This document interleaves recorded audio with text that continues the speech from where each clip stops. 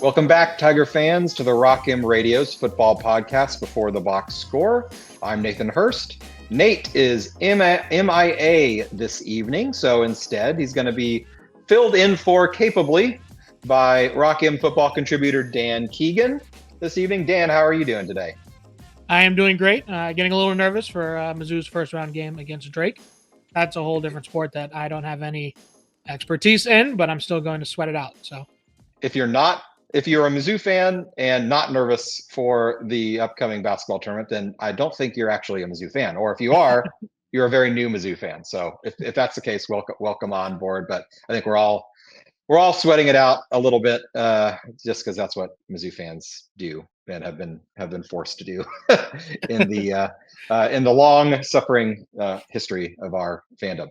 So for this evening, we're going to switch it back to football for the most part. We're going to lead with a few news and notes from the spring practice, the few little tidbits that have managed to trickle out from the Iron Curtain that is Eli Drinkwitz's, kibosh on anything coming out. Then we're going to do something a little bit different, being in the spirit of the season. We're going to do a March Madness style bracket of our collective, Dan and I's top 8 things that we're most excited for the upcoming Mizzou football season. So we will kind of go through that bracket, pick who we think is going to advance, land on who we think is, or what we think is the most exciting thing about the upcoming season, and kind of close it out from there. So first, news and notes. Thanks to Rock M reporter Matt Gustafson. He's been hard work on the beat during spring practice, been attending whatever they're allowing him to attend, which isn't a ton, unfortunately, but he's there when they allow him, getting some nuggets, some little news. And so first on the docket this week coming out is a little more information on the offensive line. So who's been playing where, who seems to be getting a few more looks at specific positions. We know that there are 3 open holes on the offensive line: left tackle spot, right guard spot, right tackle spot, all departed in the offseason. We know Caden Green is returning in left guard, and it sounds like from Coach Brandon Jones, Caden Green's pretty much cemented in that left guard spot. There was some talk, even when he first transferred over, that he might, compete for that left tackle spot, but it sounds like he's really found his niche there at left guard, so he's pretty locked in. Connor Tollison, starting center, has gotten progressively better every single season. He had a great season this past year till he unfortunately suffered that injury in the Oklahoma game. It sounds like with him still recovering, he is not a full participant in spring practice as he's recovering from surgery. It sounds like Michigan transfer Dominic Jadis, if I'm saying his name right. I think it's Jadis. He's been filling in at the center spot, which I think is a good sign that we're going to have some depth there, which we did last year. We didn't think we necessarily maybe did, but it turned out we had some depth there. Dan, what do you think? Having someone from such a high level program, even if he doesn't earn that center starting spot, like the fact that seems to be the starting fill-in at least at this point for center while Tollison's recovering.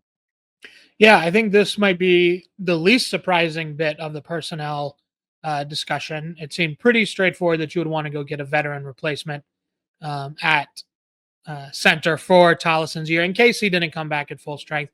The injury was pretty late in the season, and it was pretty devastating injury too.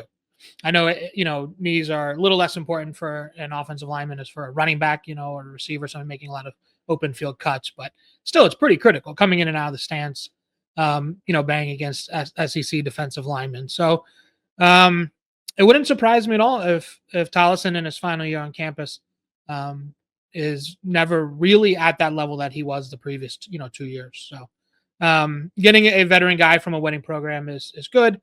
I'm a little worried about the overall caliber of the 3 transfers that look to be taking spots. Just I don't think you grab high-level starters at this league in the transfer portal as schools around the country tighten up their NIL and this new era becomes a little more mature in terms of schools having a better handle on being able to keep the guys they want to keep.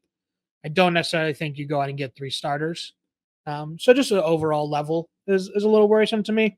I do think the center position, Jadis in for Tolleson, straight up 1-to-1 makes a ton of sense though. For sure. I do hope that the line at its best would be Tolleson coming back at full strength, and on Labor Day he's the guy lined up over the ball. For sure, for sure. And it sounds like he's on track to be there by the time Labor Day rolls around. From everything that they said, he's recovering on a pace that would get him there. But at this stage, I mean, he's only 3 or 4 months out Right. from major surgery, so he's not full contact, nor should he be. So we'll keep our fingers crossed that he's up and running at full health by that point. But it's nice to see that we've got at least someone that's experienced at the position at this level of football that that can fill in there. It kind of sounds like Jadis will find his way onto the line somewhere, even if it's not at center. Probably at that right guard spot, he could kick over, or if they kick Tolleson over, I don't think that would happen.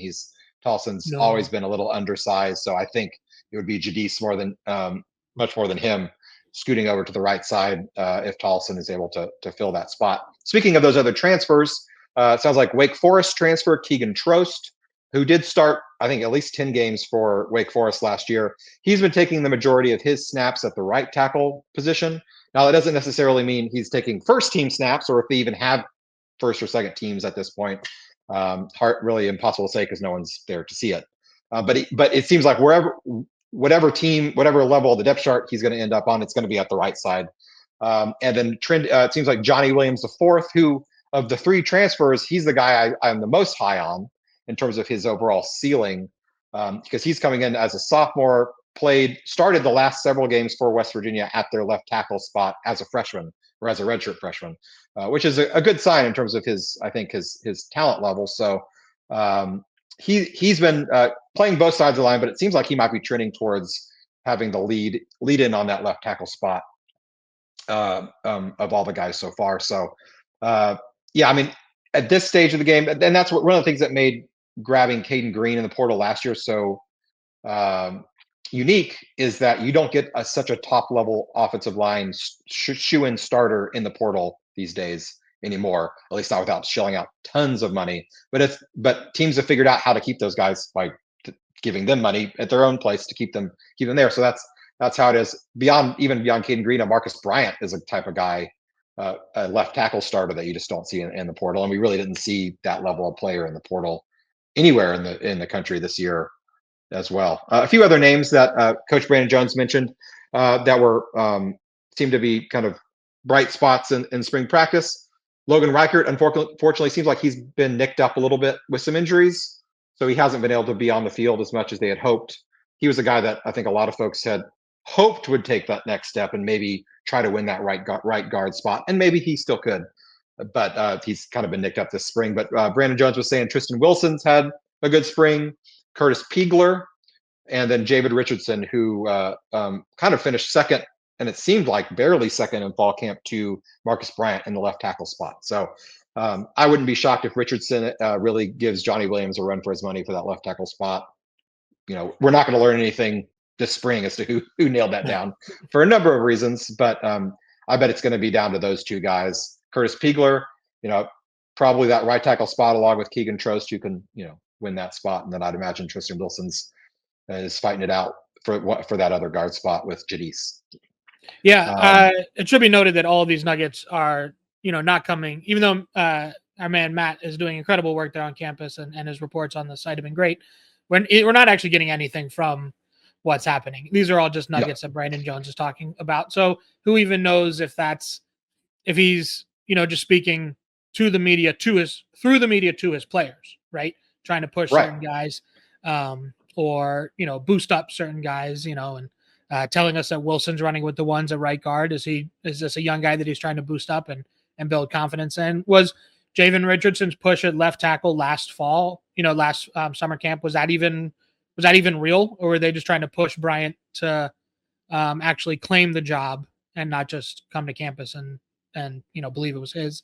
All those kind of things and has to go into it when you're listening and breaking down coach speak. So yeah, great point. It's he said at this point, because they're not letting us into practice. So Matt's writing down everything that Brandon Jones is telling him, and we're passing it along here. But as you said, it could the offensive line could be 5 different guys. Well, we know Caden Green's going to be in there, but it could be 5 different guys. I mean, for all we know, Ryan Jost is kicking ass, and he'll be the guy. Sure. He'll be on there. We don't know. But Jones didn't mention true freshman who's here for spring, Henry Fanuku, out of 4-star out of Texas. I wouldn't be surprised if he earned 150 snaps this fall. His scouting report reads a lot like Armand Bembou's, and if you remember, he played a couple hundred snaps as true freshman. That was a totally different line scenario, though. That 2022 line was a disaster, and they were just searching for any warm body.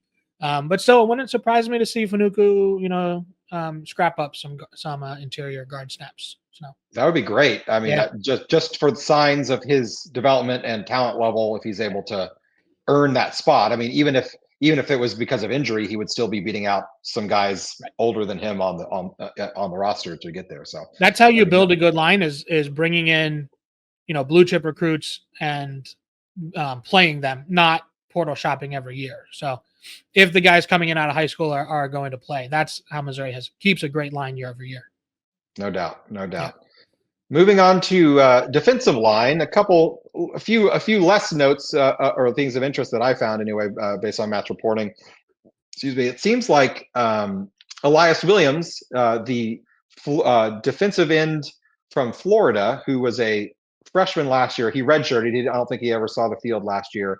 He's moving from defensive end to defensive tackle, which is interesting. He was always kind of on the bigger side for defensive ends, and so it seems like he's not shrunk any in the strength and conditioning program at Mizzou, and has built up enough bulk to move him to inside, which I think is interesting. I mean, if he's already got the kind of pass rush acumen that made him a 4-star out of high school, and a guy that a lot of programs wanted, moving him to defensive tackle, I think could be exciting, even if he could find the field, maybe not on every downs, but on pass downs, if he's got that quickness and ability to rush the passer a little more than a typical defensive tackle. Yeah, I was a little surprised by this note when you shared this with me, because I thought that he already was a defensive tackle. And so I looked it up on PFF charting. He played 10 snaps last year between the Murray State and the UMass games. And all 10 were on the interior. So even if he was listed as a D end, I think in the room, he was in the defensive tackle room.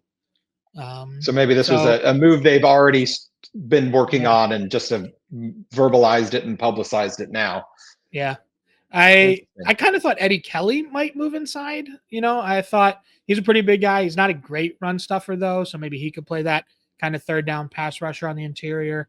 Doesn't seem like there's much talk about that. And then maybe that was just that's what I would do in my NCAA dynasty and not actual reality of real people. But, For sure. And the other, and this is more of a question that I had, and I'm interested to get your thoughts, but the coaches were asked, why not bring any portal talent on the defensive line, the interior defensive line this season, because they have in recent years. They brought in Chris McClellan last year, Sterling Webb last year, and they said that they're more focused on developing the guys that got Marquise Gracial, than the McClellan and Webb, who are already transferred in. This was the only position group on the roster that they didn't supplement in one way or another, minus, I guess, the kicking spot. Every other position group they brought in at least one player for. What do you think? What they're telling the truth, or do you think they tried to get somebody and just never landed who they were going after? I mean, I would say it's probably a whole little cocktail of everything, right? They probably like who they have. They probably didn't like what was out there, but they probably made a push for some guys and didn't get them. So that would be my guess. I don't think it's anyone, somebody stood up and said, we don't need a single body in this room. Let's not pursue it at all. I don't think that happened. I don't think they went out and chased 10 guys and whiffed on all of them either. So I think it's probably a little bit of everything. I don't think an extra veteran body would have hurt. Maybe they'll grab one in the spring if one opens up, but like we said at the top, like the schools are just better at managing in-house NIL, and there just isn't as much talent available as there was, 2 years ago when they were able to rebuild that defensive tackle room, 2021 to 2022, right? Landry, Christian Williams, a couple other guys. So that kind of like full rebuild of a position isn't really available anymore. Yeah, that's an interesting point. I agree that I think teams are doing better and or focusing more resources on both lines, on the interiors of keeping the talent that they have. Because as you said, it is so hard. If you were to lose a couple guys, then you have to replace them, and it's hard to do that, and it's expensive to do that. It seems like, at least in this most recent cycle, a lot more skill position players moving around, quarterbacks moving around, wide receivers moving around, running backs moving around. Much fewer of the offensive line, defensive line, interior players. And I'm wondering if it's because teams are doing a better job keeping them, or is it the skill level players that know they can go out and get more, and so they're more willing to jump into the portal because a quarterback could bring in a lot of money these days, and they're just more willing to try it out. I'm not quite sure. Yeah, it's a good question. So it's something that will require much larger sample size of transfer portal cycles to determine what the overall trends are. I mean, we're still all infants, and it's trying to just figure out how this whole thing works. The coaches still don't know how it works. The players still don't know how to work. So we're all blind leading the blind. One last note for spring practice. So we've had at least one player earn their number. If you recall, the Eli Drinkwitz's big thing is newcomers, whether they're incoming freshmen or transfers, have to earn their jersey number, and whatever process is very opaque and hard to grasp. But Kevin Coleman, the wide receiver transfer from Mississippi State, has earned his number. He has chosen an interesting number, the number 3, which is the same number of the guy he's coming in to directly replace. Now, number 3 was Kevin Coleman's number at Mississippi State as well, so it sounds like he's always worn number 3. Regardless of who had it before him, he would have picked that number anyway. But it is interesting. It's going to be it's going to be very natural to see a wide receiver in the slot with a number 3 on his jersey. Hopefully, he has as much success as his predecessor did. Yeah, I think for casual fans or maybe national fans tuning in from Missouri and seeing a 3. Taking a little screen and wriggling away from a couple guys and turning it into a 15-yard gain. I think that's going to look right at home. It is like you can't not talk about these two guys together. Yeah, I mean they competed against each other in high school. They were kind of 1A, 1B in terms of coming out of high school, top ranked, highly ranked receivers. So yeah, their names are going to be always linked now, especially now that they have that Mizzou number 3 tie. When asked about picking number 3, Kevin said, obviously he wore it in the past, and that's his number. That's what he wanted. But he also said St. Louis or number 3 is a St. Louis number, or he wants to make number 3 a quote St. Louis number. And I don't really know what that means, but I think it's really cool branding if someone wants to run with that, if Eli Drinkwitz wants to run with that and maybe make the best player out of St. Louis gets to wear number 3 every year. Is it like cool. Like LSU with number 7 or something? Yeah. So yeah. That'd be kind of cool. Our official St. Louis number 3 number, and maybe get a quarterback one day wears number 3. Let's get a defensive lineman who's a stud out of St. Louis wearing number 3. Incredible. That'd be if we could have Sheldon Richardson wearing number 3. In retrospect, that would have been pretty awesome. I had a thought. Isn't it kind of like I feel like Burden and Coleman don't actually beef. People have projected this beef onto them, going back to when they were both in high school. And maybe it's Coleman kind of saying there's no beef here. We're both St. Louis guys. We both play for Mizzou. We both wear number 3. We're alike. We don't hate each other. I don't know. I hope that's the case. I mean, I don't want any beefs, certainly not among fellow Tigers. So it does seem like that. Whatever rumors of and concoction of beef seem to be overblown, whatever they may be, because there's never been any tangible. I mean, I'm doing my Italian hands too, but there's no tangible evidence of that. So hopefully this is further signs that if there was ever anything, it's all water under the bridge now anyway. And I'm sure he's not walking into this clubhouse and talking trash on You know what I mean? Like he doesn't. Yeah, that would be a very bizarre thing to do to the guy that's the stud that you're replacing. I don't think anyone's would be hearing that anyway.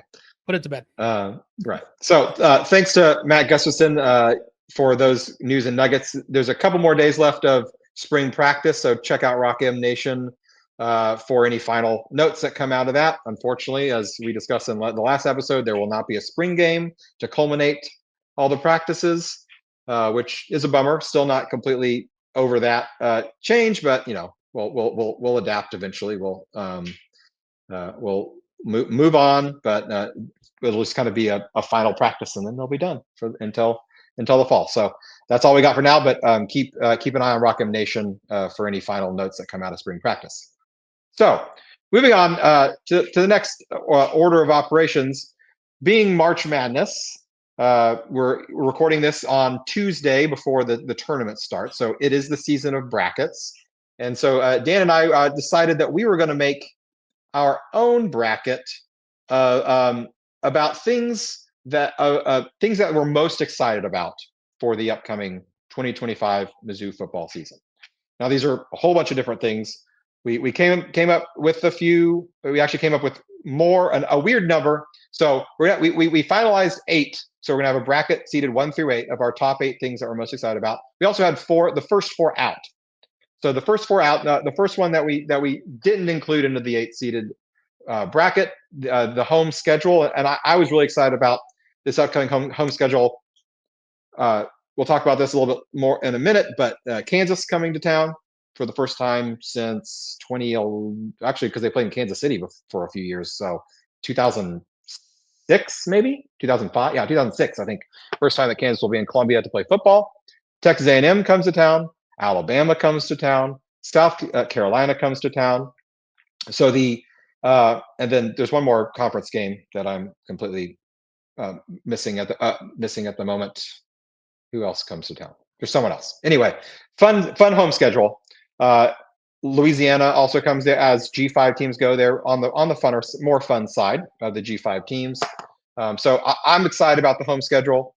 Not excited enough to include it into the 8-team bracket, but I think it will be, as Mizzou home schedules go, one of the more fun ones. Mississippi State, there it is. So yeah, that not quite as exciting, but they can't be worse than they were last year. So it should still be they might be the Kevin Coleman revenge game. Oh yeah, well there you go. That would be lovely.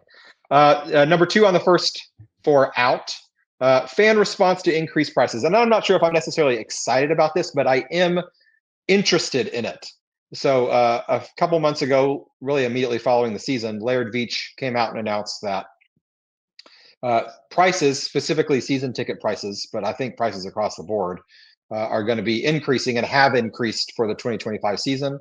This isn't just for football. I think this is also the case for basketball as well. But I'm really curious to see what the fan response to that is. Coming off back-to-back 10-plus win seasons, typically you would expect season ticket sales to improve, and they certainly improved last year to 2023 to 2024. Are we still seeing that same rate of improvement? Is it stay static, where those who have bought in have stayed in, but no one else knew was coming in? Or are they embracing the increased prices, knowing that it's really going towards making Mizzou more competitive in the SEC, where we're already at the bottom of the barrel in terms of revenue? So interested to see. I'm not excited about it. Excited to see it. I'm also not excited about it because I'm not excited to pay higher season ticket prices, but it is what it is. So just curious to see the reaction. I have a feeling it'll look a lot like last year. I don't think they're going to sell out of season tickets, but I also don't think they're going to lose a bunch of people because they're having to pay a little bit more here or there to get to the game. Yeah, I think most games will sell out through single ticket sales eventually. I think they'll run a full slate of sellouts. Now, I hope so. If you don't build a consistent winner and you keep these 2 or 3 years down the line, but I don't know. Yeah, it's all circle. They're definitely going to sell out the Bama game. They're going to sell out the Texas A&M game. They're going to sell out the Kansas game. I bet they'll sell out all 4 SEC games. Yeah. Now, Central Arkansas start the year. Maybe not. Louisiana, hard to say, but it'll be interesting to see. So the next two of our last four out were kind of your picks, Dan. So I'll let you run through those. Yeah, I my the meme Charlie from Sunny in Philly in front of the board explaining his crazy theory. That's me and Brett Norfleet breakout. I have this. I've concocted this world where Bo Pribula is transferring from a program that utilizes tight ends at such a high level.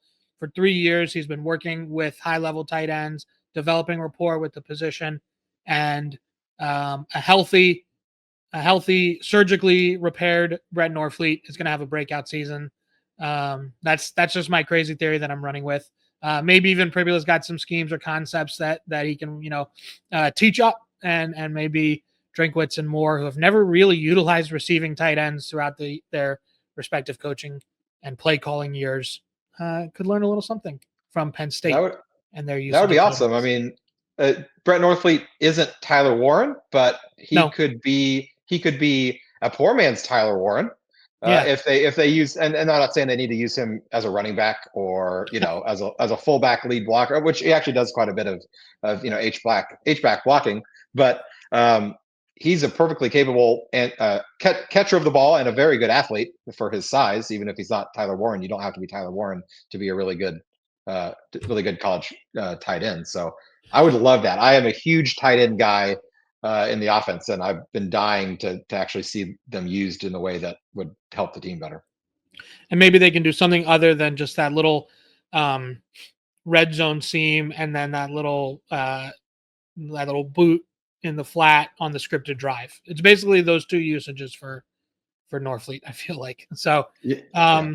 big year for the big ginger. And then my other one is Blake Craig. I think he's gonna have a really good year. The fact that they didn't even like push him at all, they know what they have in terms of talent. Some of his things that Drinkwitz asked him to do in September was borderline malpractice. That one kick down in College Station, like what was that?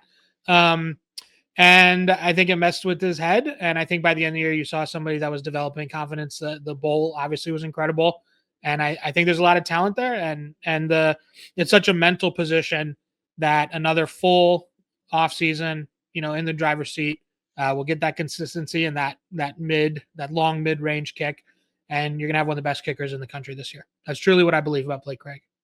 I hope so. I agree with you that his usage as a true freshman was bizarre at best. It was it kind of seemed like early in the year that Eli Drinkwitz didn't know that Harrison Mevis was gone and had just lost a lot of weight.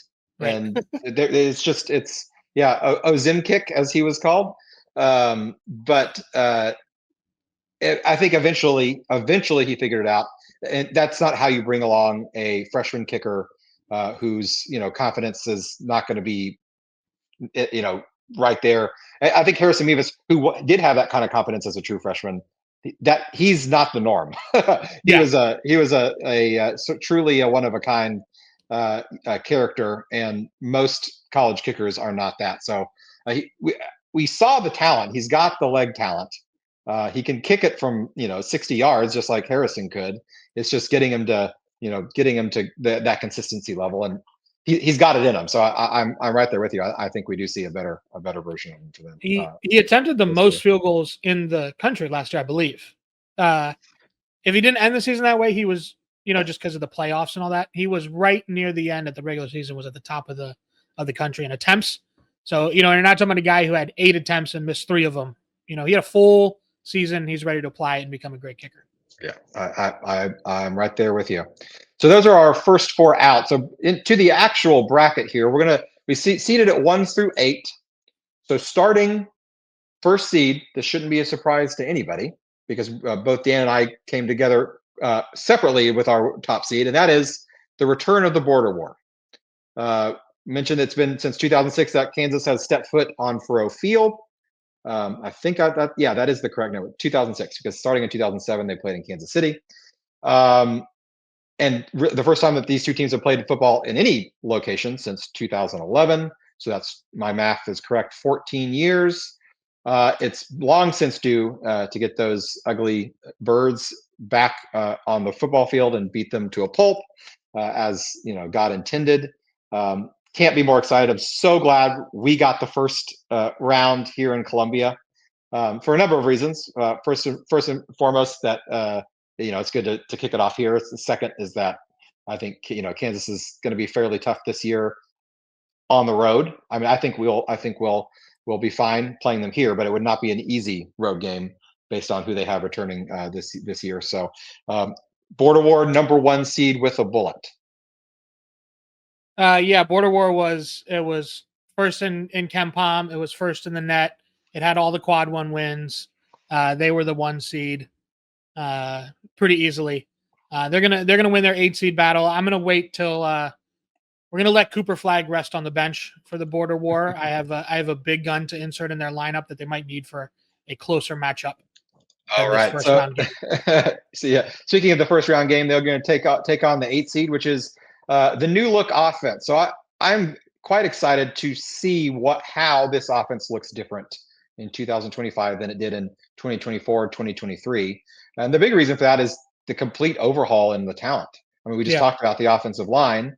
At least 3 new starters on the offensive line, a new quarterback with a different skill set, some similar skills, but also a different skill set. New receivers, new running back. So across the board, I mean, minus the tight end and 1 receiver, and that's about it. This is going to be a very new look offense. So does Kirby Moore come up with anything different? Was his scheme drawn up for a Brady Cook offense or a Luther Burden offense that can look different or will look any different this year than it has in the past? Now, we've kind of come to expect a few things from Eli Drinkwitz's teams that I think are never going to change. We're always going to see the zone run, the wide zone run. We've begged him for more tight ended usage. We'll see if that happens or not, but it hasn't up until now. I'm just very curious to see how that new look offense looks. But because there is a possibility that new look offense isn't wonderful to watch, we're gonna advance the Border War pretty emphatically onto the next round. Yeah, the only thing for me for the offense, the personnel is going to be obviously radically changed. I still kind of feel like they're mostly going to do the same thing. Like you said, Eli is going to do what Eli does. Josh Manning can probably do a pretty good Theo Weiss impression. Kevin Coleman is going to do a Luther Burden impression, apparently. The only thing would be schematically is if Beau Pribula is a starter, does he bring a little more juice to the quarterback run game, the designed quarterback run game? Cook obviously was a very fast runner, but he didn't always seem to have the greatest vision and seemed to often just kind of run into piles a lot, especially on some of the times when they'd use him on shorter runs. So hopefully Pribula can bring a little more scrambling and effective running at the QB position.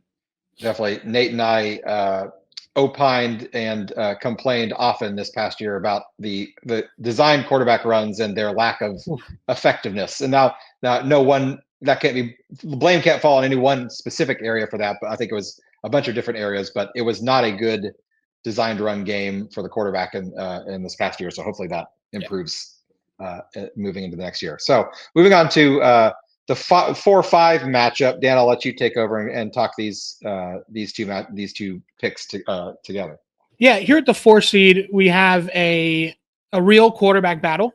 I called it a non-toxic quarterback battle. But I think for the first time in a couple years, we're going to have an actual legit all summer long battle for that QB1 position. We had kind of an early end to the first battle. Brady won it like late July, early August that one year. Then last year, obviously, there was a battle, but clearly it was Cook's team. And Drinkwitz just kind of gave I don't know if it was just kind of red meat for the fans, like that they were letting it play out. That was not a JJ McCarthy and Gabe McNamara scenario. Like there was no chance of Sam Horn supplanting last year's Brady, or it was 2 years ago. 2 years ago, 2022 was when there was last year was the time quarterback battle. Right. And I think something about Brady Cook, like pissed off like 20% of this fan base for some reason, and they just could never handle him as the quarterback. And just was always very toxic, at least online. About well, I mean, they booed him at the K-State game, so Yeah, in real life it too. was in Something person too. something Yeah, about him just drew people's ire, yeah, and a very small, angry, loud portion of the fan base could never really get over Brady Cook being the quarterback. I think you might have some recruitniks still yelling and clamoring for Sam Horn to win the job, but I think that era is gone, and I think that you're going to have a really fun, exciting QB battle. I think that's fun. I think that's exciting, and it's a true unknown, and it's going to make fall practice reports really fun. Um, sure. And I mean, you could say, it'd be easy to say, oh, it's Pribula's job. Shoe in. He's the guy that came in. They just paid him a lot of NIL money to come in. But people forget Sam Horn is also making a lot of NIL yeah, money. yeah. So I don't think Eli Drinkwitz cares necessarily which one wins as long as one of them is significantly better than the other one. And I have my thoughts as to who is or who will win, but at least there should be a legitimate comp. The 5 seed is kind of an offshoot of the home slate, but it's really 2 games in particular, and that's Texas A&M at home and South Carolina at home. Both of those wins chap me, probably chap you, and chap most of the fan base and the team, I would assume. Obviously, they came about in 2 very, very different reasons. Probably the biggest egg that Drinkwitz's team has ever laid at the program in Missouri, in Given the College stakes, Station. given the I think stakes for so. sure. Yeah, and then just a hell of a game in Columbia against a team that Drink had kind of taken Shane Beamer's lunch money for a couple years in a row. Um, I think that program's kind of a Ponzi scheme. I think they come back to the pack this year, and I think they overachieved in all the ways people thought Mizzou in 23 overachieved. I think they truly have a lot of talent not coming back. Although there are 2 stars, there's 2 stars in the quarterback and Stewart on the edge. They're still going to be tough at those positions, but I'd really like to get those games at home. Those are one of your a program you've developed a rivalry with in the SEC East when that was a thing. They organically built that rivalry between a lot of really close, tough games, and then the Mayor's Cup and all that.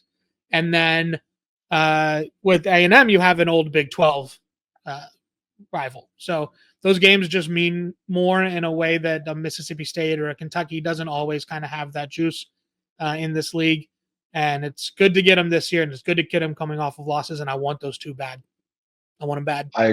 I agree with you. I'm right there with you, and I'm so right there with you that I vote we have a slight upset here and move the 5 seed A&M South Carolina revenge game on to the next round. Just because, well, I do believe that there will be a legitimate quarterback battle. I feel like I already know who's going to win, so I don't know who's going to win ATM and the A&M and South Carolina games, though I know who I hope to win. So I would vote to move them along if you agree. I agree. I also think that even if you feel strongly one way about whoever is winning the QB battle, I think the journey will be as interesting as the destination. I do For think sure. June, July, August will be interesting and fun. Yeah, no doubt, no doubt. All But yes, right, so revenge. that's they move on to face the border war in round 2. Moving down our bracket, our 3 seed is being excited to see the young receivers step up, show out. We've had some hints in recent year, in the last year or two. Oh, we've got some young, talented guys on this team. Kind of, can't get on the field as much as perhaps they've deserved just because of the experienced talent ahead of them. Your Theo Weises, your Luther Burdens, your when healthy Mookie Coopers. So I'm very excited to see Josh Manning in a starting role. What can Marquise Johnson, when healthy, do as a full time starter? What can Daniel Blood bring to this team in terms of the returning guys? A freshman James Madison, the president, never didn't see the field last year, but he was a 4-star in his own right. I'd love to. I'm excited to see what he brings to the table in his second year on the team, and then I'm really excited about the freshman receivers coming in. Alugbade, Sean Terry, these guys have a lot of talent, and I'm very curious to see which one, because I'm sure at least one of them will find the field in some capacity. Which one is it going to be? How are they going to be used? All of that good stuff. Moving on to the next seed, the 6th seed, that is our safeties, our completely rebuilt safety room. Now, the team lost Joseph Charleston off the roster to graduation, lost Sidney Williams, lost Trevez Johnson, and so a lot of turnover coming in. They do return Marvin Burks. He was a starter in his sophomore year. Nate and I have talked about back and forth a little bit. You know how he was a little disappointing that he hadn't progressed to where we had hoped he would be, but he can certainly still develop. Um, Seeing this weakness on the team, the coaches went out and brought in not one, not two, but three transfer safeties, and all of them seem to be ball hawks. First and foremost is Catalan. Jalen Catalan had 5 interceptions last year, 90 plus tackles as a free safety, which is just a nutty amount of of tackles. Dan, thanks for hopping back on. We're talking about safeties now. Our 6th seed, Jalen Catalan, first and foremost, the ball hawk in those of the safeties coming in. And then we've got the Northern Illinois transfer, and his name is absolutely eluding me right now. And maybe Dan, you can help. Santana Banner. Santana Banner, fantastic name. How could you forget a name like Santana Banner? And then I just hear Kevin Harlan saying it. Santana Banner. And then, of course, Mose Phillips from Virginia Tech, who's probably going to slot in more as the box safety star role, maybe back up Dalen Carnell this year, and then when Carnell moves on, he'll fill that role nicely in future seasons. So we've got young receivers versus ball hawking safeties. The rebuilt safety room. What are your thoughts on those two? Yes, right before I had a knock on my apartment door, I heard the name Donovan Olabute, and I don't know if you saw the clip that came out of camp today. Did you see his one-handed catch? I did not. It was on Mizzou's socials. It's a thing of beauty. It's a full extension. He's slightly ahead of Nick Deloach. He creates his own separation by his reach. One-handed grab, never pulls in his body, just snags it with one hand and keeps it out there. It was nice. I do think he's going to be a major part of the rotation. I think Sean Terry might factor in a little too on special teams, maybe some garbage time, fifth, sixth, kind of the role like Daniel Blood had on the team last year, where it's just like, a couple routes a game. James Madison, of course, we've been excited about his potential since he signed. And Josh Manning and Marquise Johnson ready for breakout role. I think it's a nice core that really complements each other in talent. That's my pick, although I feel like sometimes I'm driving the Jalen Catalan hype train. I'm so excited for him, and it's kind of going under the radar nationally. Catalan is like just such a high level of player to get kind of late in the cycle and fill out a room that needed a little bit of high-end talent.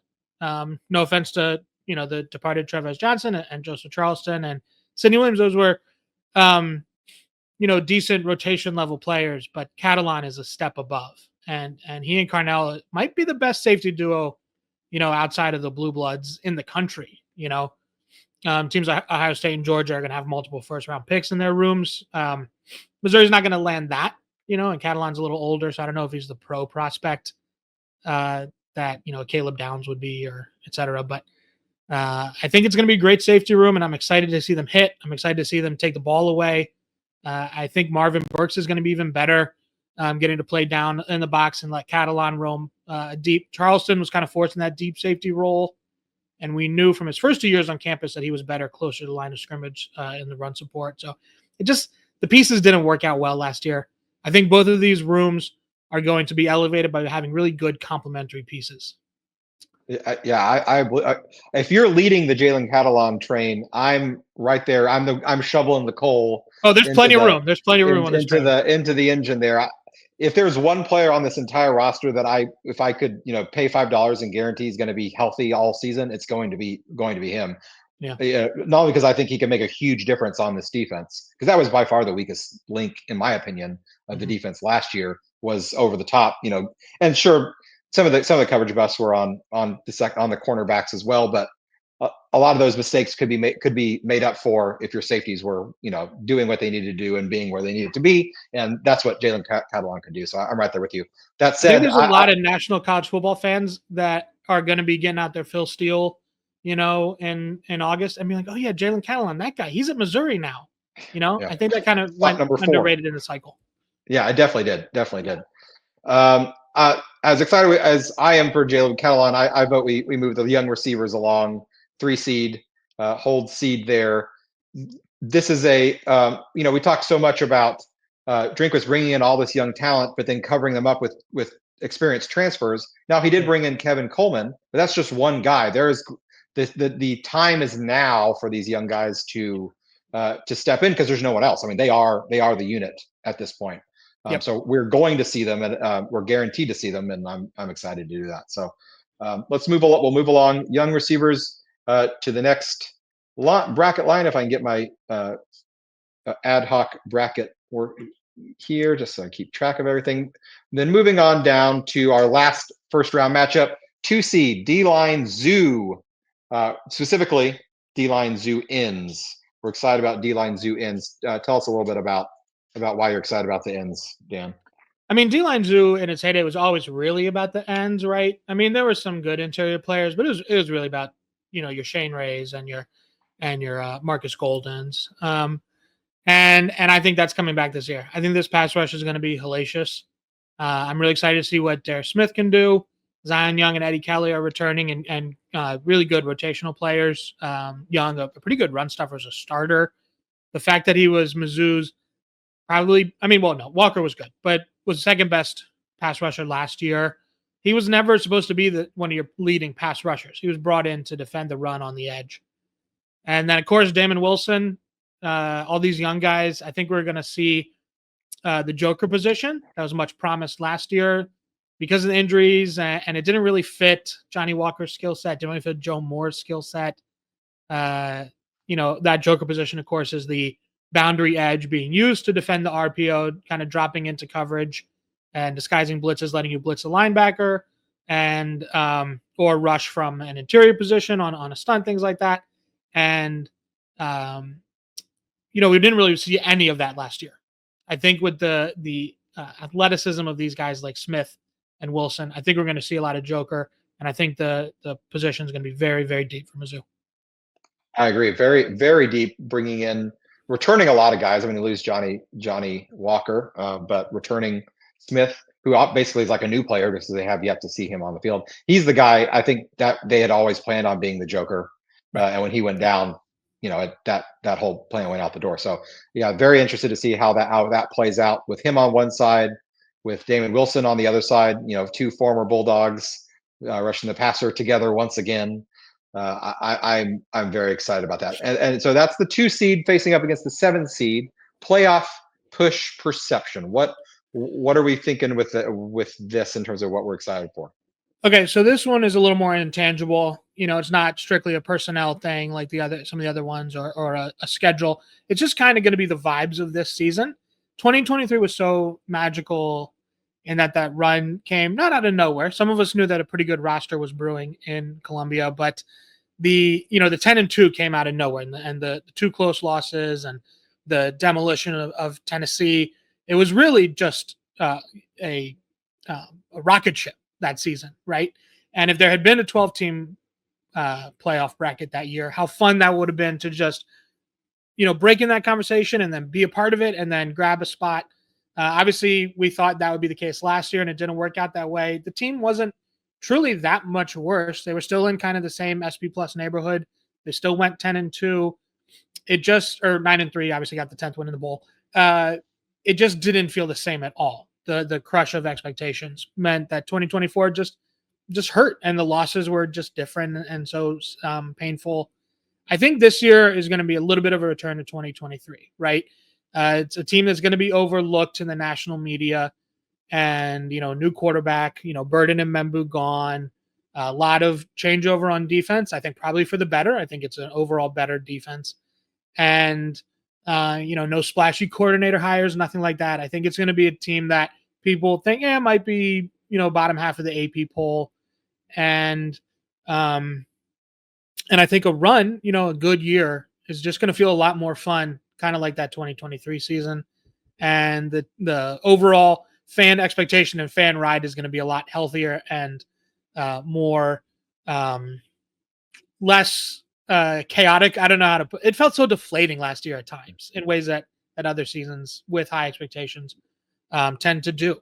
And then finally, the national media, I think, will kind of embrace a Missouri team having a third straight good year that's, not seen as not meeting expectations and is seen as punching towards good performance. Does that make sense? It does. It does. I agree that the amount of pressure and stress placed on everyone associated with Mizzou football, whether that's players, Right. coaches, fans, is going to be way less because the expectations are way lower.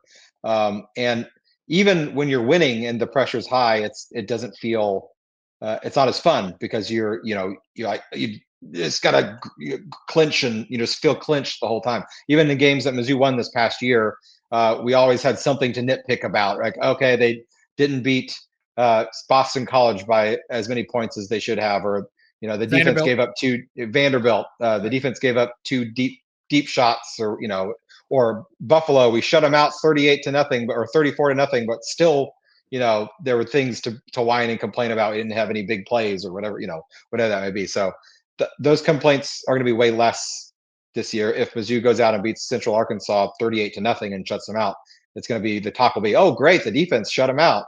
Oh, bro, whoever the new quarterback is had a good debut. Right. It's going to be positive things as opposed to negative things. So I'm right there with you.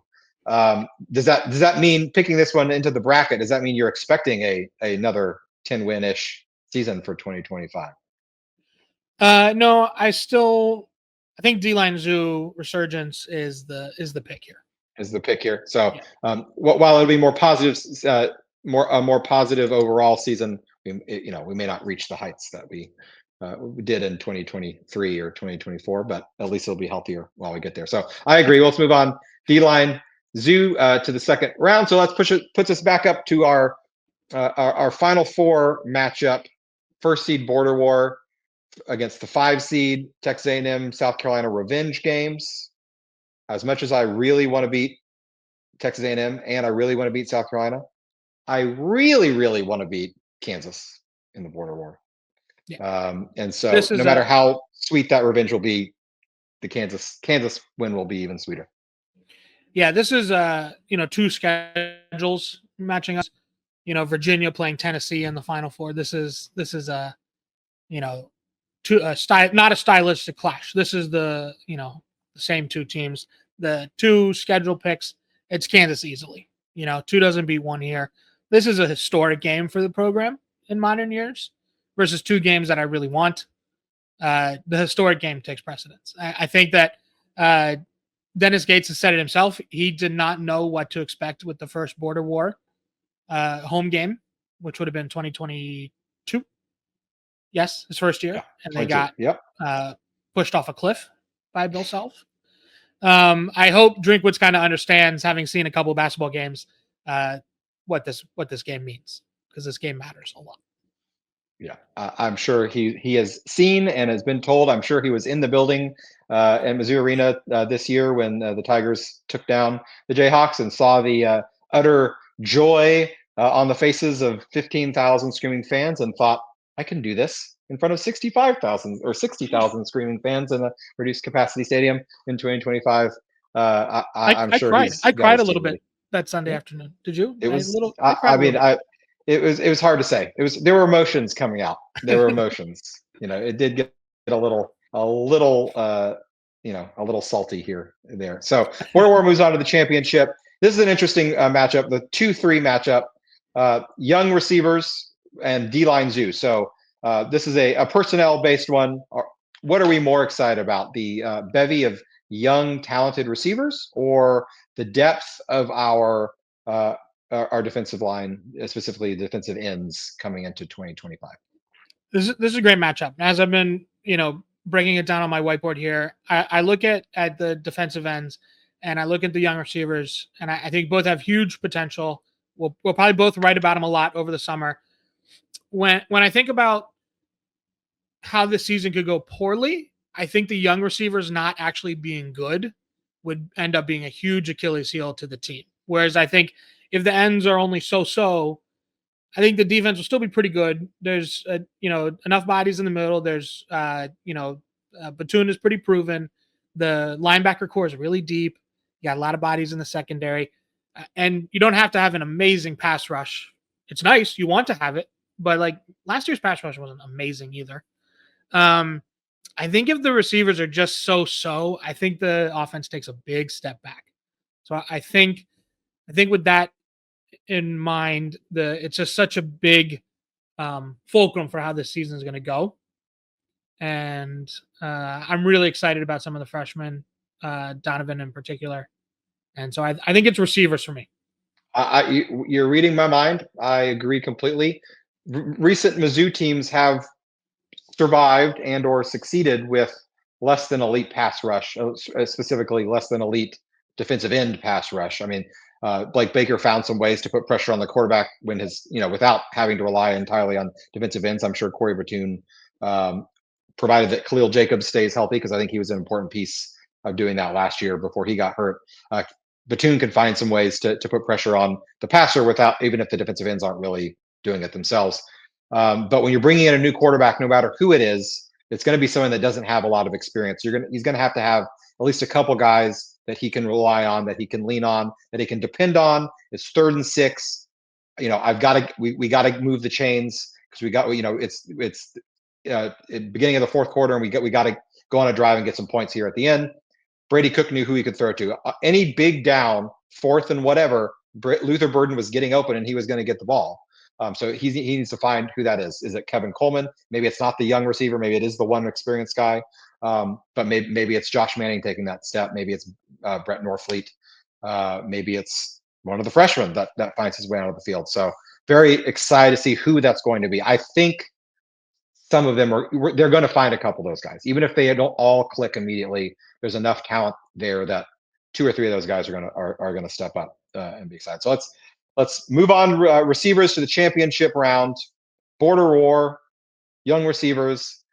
What are we more excited about? Is this really a question? We're going to bring in Willis Reed off the bench here. I will be in attendance at the Border War. Ooh. So that is typically I try to go to one road game a year. I'm based on the East Coast.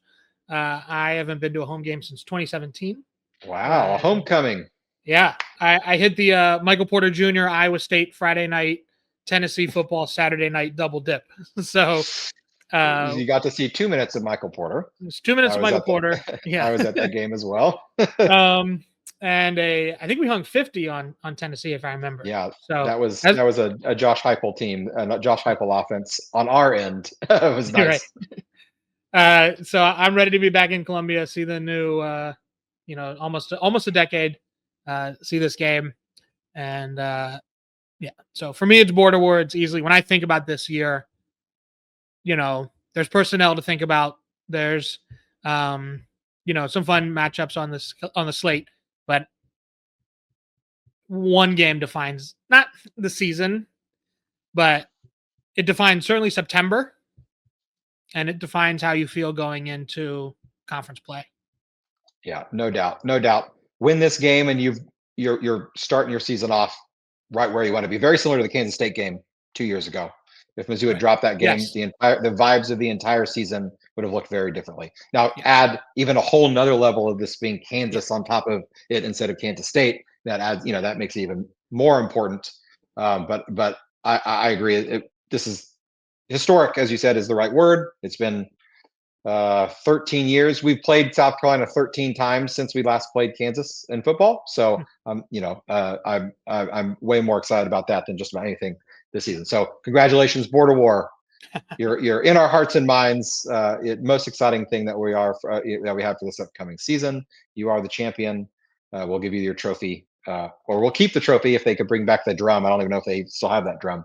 That'll be your trophy. Will be your own trophy. Just to close us off here, Dan, thanks again so much for joining us today, filling in admirably for Nate, who's shirking his duties this this evening. I don't even know what he's doing. He's I not think here he's with been us. Wally tipped. I think he's been Wally tipped. This is my show now. Perhaps he better be looking over his shoulder. That's for sure. Just a couple last things to chat about. Being March Madness, Mizzou being in March Madness, which is always fun. Used to be more often than it has been lately, but maybe we're on the trend of being a more consistent thing. A couple March Madness related questions. First, in 2024, so this past season, if college football, instead of having a 12-team tournament, had a 68-team tournament, just like basketball does. Now, I know that's half of the field, okay, but just for the sake of discussion, what seed do you think Mizzou would have gotten in a 68-team tournament where it's seeded the same way, 1 through 16, 4 brackets? Didn't they finish in the final CFP rankings around 24 They or something? did. Yes, I think 24 was right about where they finished. So that's a 6, right? Mm. I think that makes sense. Kind of actually in line with the basketball team. 19th. Finished 19th in the final rankings. Was that after the Music City Bowl, or was that before the Music City Bowl? That would have been. I guess it would have been before, because they wouldn't have ranked them after the. Because this has Oregon 1, Georgia 2. Yeah, 19th. Wow, that's higher than I thought. So yeah, that's a 5 seed. Okay, 5 seed.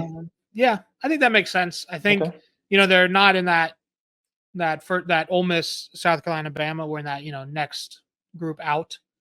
Mm-hmm. But I think you're right outside of that. Yeah, I would agree. I would have landed on a 6 seed myself. I think if the committee was seeding teams as opposed to ranking them, they would have found some excuses to bump us down a seed line, meaning lack of. I don't know. It just the national perception of Mizzou in 2024 was they're overrated, or weak schedule, feasted off a weak schedule, all these things. And while we weren't as good as 2023 by any means in terms of the overall, I would take the 2023 team to beat the 2024 team any day of the week. 6. So I put us right at a 6 seed. They would have found a reason to push us down to a 6 seed. So I found this thought interesting, just because the basketball team's a 6 seed. I think the football, if we are having 2 programs right about that level, pretty good major men's sports year, especially for Mizzou. You don't have a lot of years where both programs could qualify for what counts as a 6 seed in their national tournaments. So I'm also pulling up SP Plus here. So we would have been we were 19 in SP Plus at the end of the season, and then that means we would have played an 11. If we were a 6 seed, we would have played an 11, or a 5 seed would have played a 12. So 40, we would have played Tulane, Duke, Kentucky. Well, you wouldn't match up in conference. Syracuse or Nebraska. Okay, and actually, Nebraska would have been a nice matchup. I would have not enjoyed a matchup with a Tulane or a Syracuse or a Duke. All 3 of those teams are very good teams. Now, we probably would have gotten that game at home, I would imagine. So I'd feel a little bit better about that. But those are kind of, maybe not Duke as much, but Syracuse could really move the ball in the air, and we were not great at stopping that. So fun things to talk about. I'm not a proponent of expanding the field to 68 teams in the football tournament. That'd be a little excessive, but what ifs are fun. Just to close us out, any Mizzou basketball tournament projections for us? I know you're nervous. I'm nervous. If you're a Mizzou fan, you should probably be nervous. I've been devouring RockM Plus, the premium forums basketball content. It's the best Missouri basketball content out there. I'm not just saying that because I'm a company man. What the Matt Harris and Matt Watkins and Sam analyze and break down and put on those forums for the premium readers is incredible. I get smart about basketball every time I read one post from one of those guys.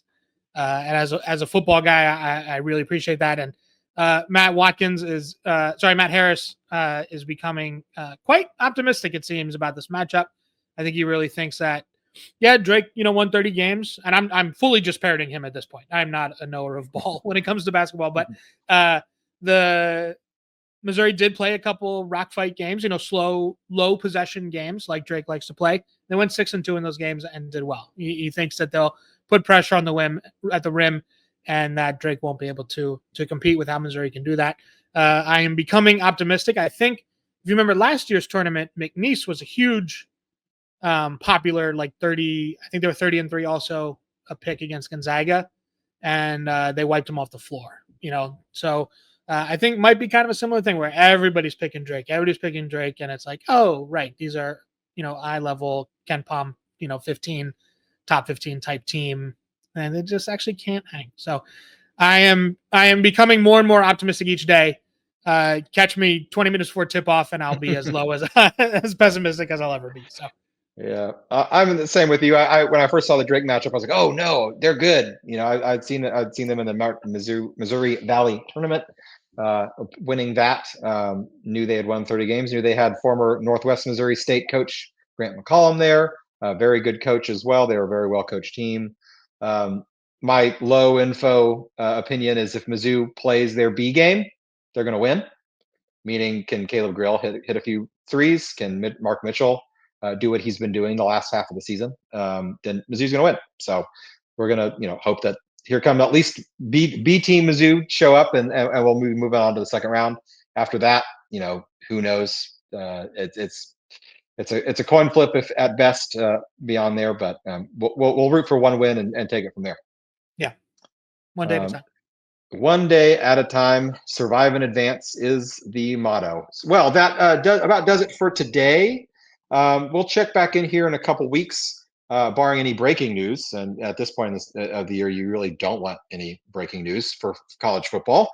But barring any breaking news, we'll be back here in a couple weeks. Until then, you can follow the show at RockM Radio.